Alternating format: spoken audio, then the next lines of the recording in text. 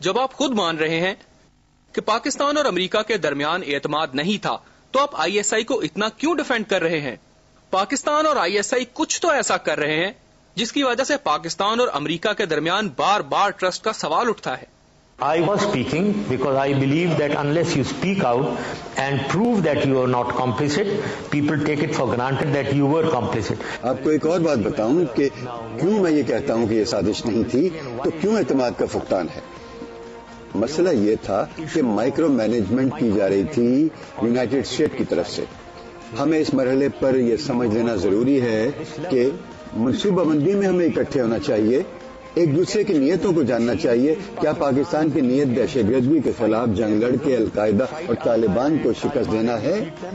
کیا پاکستانی فوج اس مسئلے پر سنجیدہ ہے؟ یہ بات ہے جسے یقینی بنانا ضروری ہے.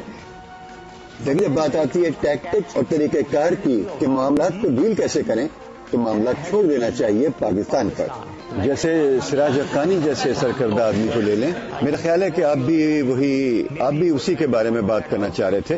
سراج حقانی نارتھ وزیرستان میں ہے. پاکستان کیوں حملہ نہیں کرتا اس کے اوپر؟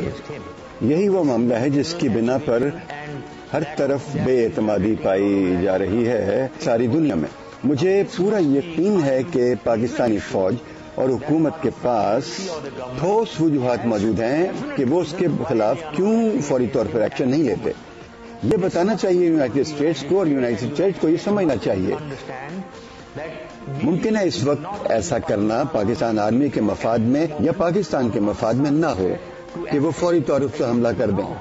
ممکن ہے وہ یہ بعد میں کرنا چاہتے ہوں، تو اس کو بالکل کلیریفائی کرنا چاہیے. مجھے نہیں پتا صورت حال کیا ہے اس وقت، لیکن مجھے یہ کہنے دیں کہ کیوں ہر کوئی پاکستان کو بلیم کرتا ہے ایکشن نہ لینے پہ. سراج حقانی ایک افغان ہے، وہ اکثر افغانستان جاتا اور آتا رہتا ہے. وہ کیوں یونائٹڈ اسٹیٹس اور کیوں کولیشن فورسز ذمہ دار نہیں ہے اسے افغانستان میں پکڑنے کی جب وہ وہاں ہوتا ہے؟ سارے کا سارا الزام پاکستان پر یہ ہے کہ ہم سراج حقانی کو کیوں نہیں پکڑتے. تو یہ مسائل ہیں. انٹیلیجنس جب کام کرتی ہے تو یہ ڈیل کرتی ہے کسی بھی سراج حقانی گروپ کے ساتھ. مجھے یقین ہے کہ آئی ایس آئی کی اس گروپ تک رسائی موجود ہے، لیکن یہ نہیں کہ وہ انہیں سپورٹ کر رہے ہیں. یہ ضروری ہے کے جی بی اور سی آئی اے بھی ایک دوسرے کے اندر رسائی رکھتے ہیں. ایسا ہوتا ہے. آپ نے دشمن کو سمجھنا ہوتا ہے، جاننا ہوتا ہے اس کے ایکشن کو، اور یہی اصل جاب ہے انٹیلیجنس ایجنسیز کی. But that doesn't mean that they are supporting them. So these things also create some misunderstanding. آپ کی کتاب ان لائن آف فائر سے ہے. صفحہ نمبر 423 پر آپ نے صاف لکھا ہے، اپنے دور میں آپ نے بہت سارے دہشت گردوں کو پکڑ کے امریکہ کے حوالے کیا، اور ان میں ایک 6 ماہ کا بچہ بھی تھا. میں پوچھنا چاہتی ہوں کہ اس معصوم بچے کا گناہ کیا تھا؟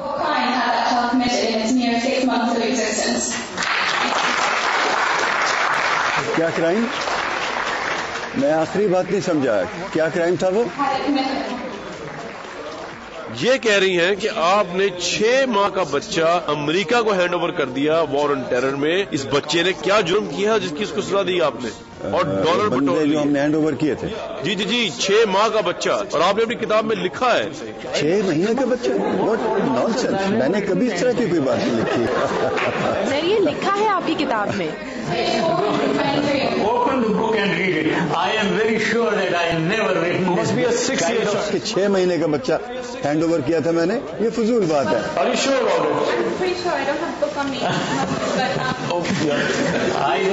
Regardless, 6 months or 6 years, it's still a child.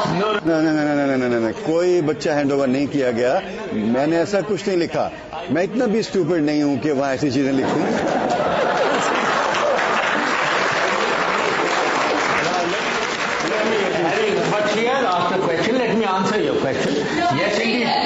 اب آپ جو بھی کہیں، میں نے خود پڑھی ہے یہ بات آپ کی کتاب کے صفحہ نمبر 423 پر.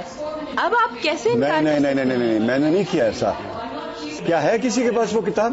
کیا کتاب ہے؟ جی میرے پاس ہے کمرے میں. بس کتاب ہماری بک شاپ پر بھی ہے.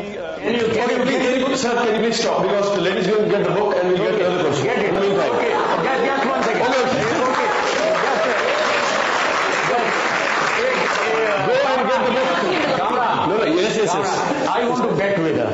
اس کے ساتھ میں شرط لگاتا ہوں.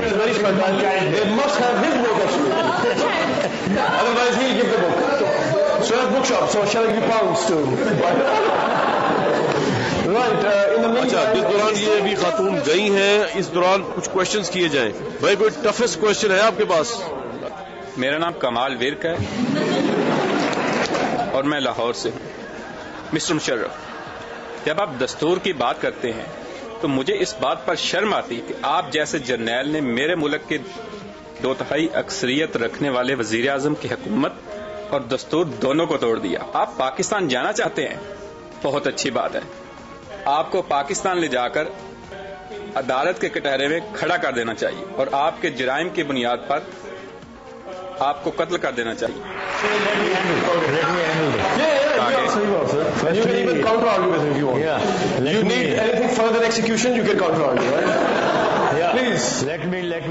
تاکہ آئندہ کوئی جرنیل پاکستان میں دستور توڑنے کی جرات نہ کر سکے.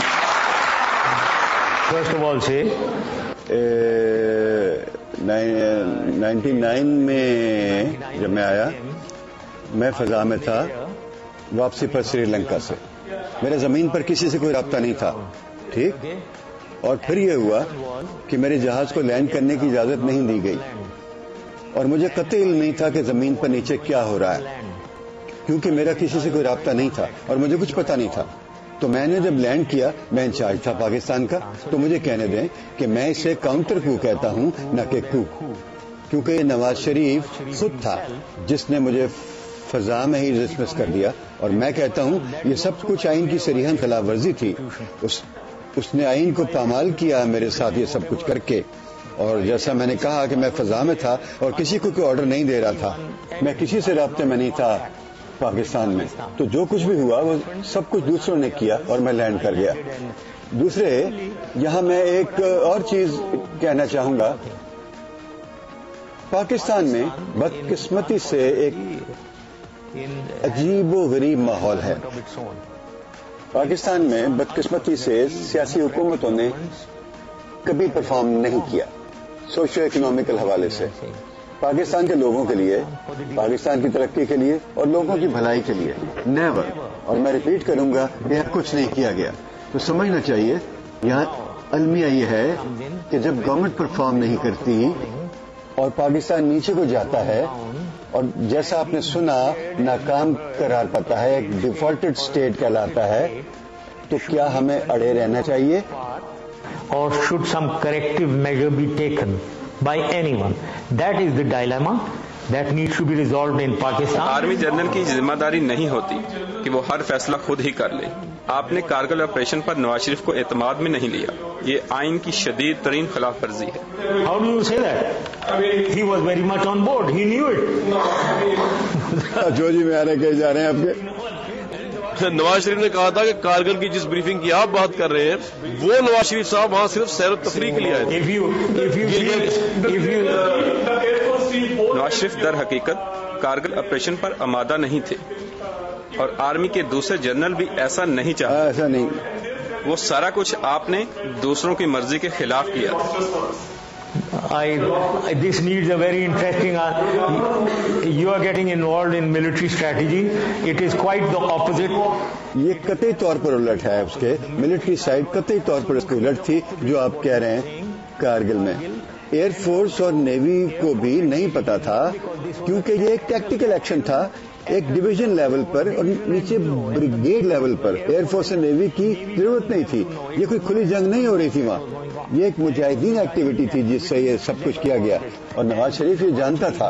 اگر آپ اس علاقے کی تصویریں دیکھیں تو وہ کیا کر رہا تھا کیل میں، وہ کیا کر رہا تھا اسکردو میں جب میں اس کے ساتھ موجود تھا. کیا وہ سیر سپاٹے کے لیے گیا تھا وہاں پہ؟ But ladies and gentlemen, we finally got the book. سابق صدر پرویز مشرف پر ایک طالبہ کا سنگین الزام جسے پرویز مشرف نے شرط لگا کر رد کر دیا. لیکن طالبہ نے ثبوت پیش کر دیا. اس شرط اور الزام کا انجام کیا ہوا؟ کیا سابق صدر درست ثابت ہوئے یا طالبہ کا الزام؟ اس بریک کے بعد